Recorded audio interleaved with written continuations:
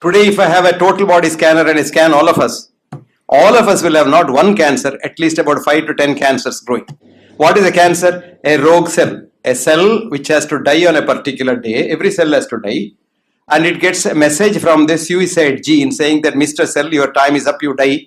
They die naturally, which is called apoptosis. Behind the increase of cancer all over the world, WHO has declared that cancer will be the #1 killer in 2012 against heart attacks that have been the #1 killer so far. And second is, what is your idea about immunization that has been so widely advocated? Every year there are immunizations given to children, different immunizations. Good. Thank you. No disease has increased, absolutely, mark my words, absolutely, in the last 100 years. But there is a relative increase for various reasons. A, the population is increased. I'll give you an example. When I started life in 1963 in Mangalore, we were 4 lakhs of people there. Today we have 20 lakhs of people. So naturally, 5 times more diseases must be there. Number one. Number two, cancer is not a disease, it's a part of aging. Sometimes children also get cancer. There's an exception. For every rule, there's an exception. The longer you live, the higher the chance of getting cancer.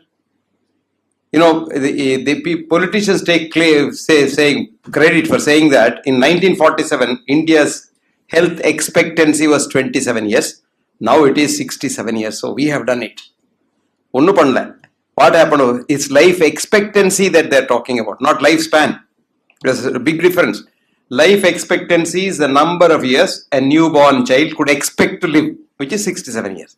That doesn't mean it lives to 67 years. But even 100 years ago, there were 100-year-olds. There were centenarians in society. But life expectancy has gone up because it's a statistical term. I'll give you an example. When my mother delivered me, the average mother delivering 10 children, 1 child or 2 children will live. Rest of the children will die when they're young. Now let us take a mother who has delivered 10 children. 9 of them died around birth. 1 child lived for 100 years. What is the life expectancy of the family? 100 by 10 years. Now, the society improved, cleanliness improved. Instead of the dyes, some midwives came, hospitals came, delivery was better, nutrition was slightly better, cleanliness was better. So instead of 10 children dying, 5 children live. Okay. Now these 5 children live for 50 years, let us say. 5 into 50 is 250 divided by 25. Suddenly it has jumped from 10 years to 25 years. Nobody has done nothing. Remember that? Nobody has done nothing. So more number of people alive, more diseases. Number one. Number 3. In the olden days, what is cancer? When a man gets pain or something, then he comes to the doctor, then the diagnosis is made. Today, not like that. You go to the school and check everybody. Today, if I have a total body scanner and I scan all of us will have not one cancer, at least about 5 to 10 cancers growing. But they don't become disease cancer. Did you understand that? What is a cancer? A rogue cell. A cell which has to die on a particular day. Every cell has to die. And it gets a message from the suicide gene saying that Mr. Cell, your time is up, you die. They die naturally, which is called apoptosis.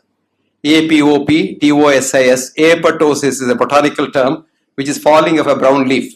Have you seen your tree? When a leaf becomes brown, it falls off. And a new green leaf comes. That was done by a man called Jeffrey. And Jeffrey was a professor of botany in the University College London. That term was borrowed into medicine. And we say, okay, this is the apoptotic death. Now when a cell dies prematurely, it dies by breaking the cell wall, which is called necrosis. Now necrosis releases the content of the cell to the outside, which destroys more cells. So what does a cell do?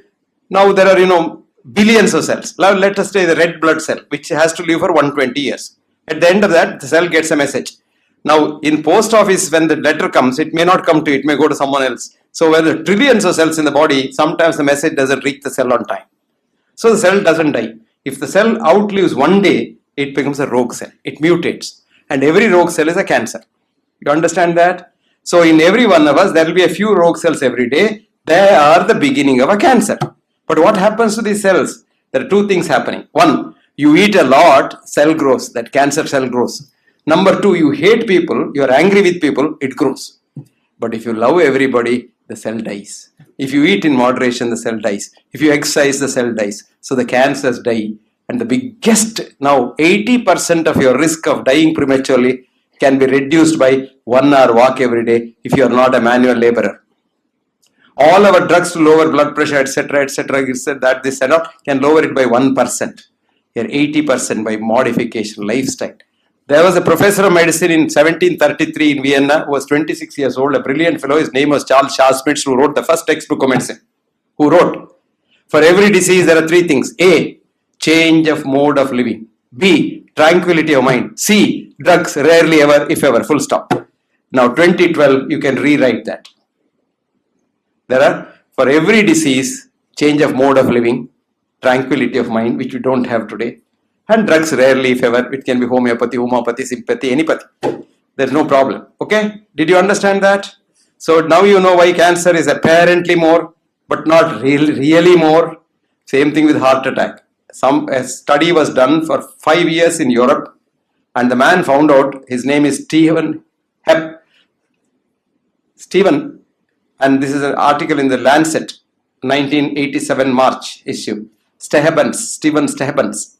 And Stehbans' article shows that not even 1% increase in heart attack in the last 100 years. But people say everybody has heart attack. Why? So those days, if you get a chest pain and go to the doctor, then they heart attack. Today not like that. Check up. You come check up and they do an angiogram. 97% of the people have heart disease. You take 100 children from the high school and your association pays for that and get them angiogram, and 90% of the children will have 3 vessel blocks. If they don't have, they don't live beyond 25 years. Today we have a method of producing blocks if you are unlucky not to have a block. A simple yogic method can produce blocks in your heart. Can you believe that? So block is not heart disease. Now we equate coronary artery block as coronary artery disease. This is where we have increased the number and we have increased our business. You can answer your questions.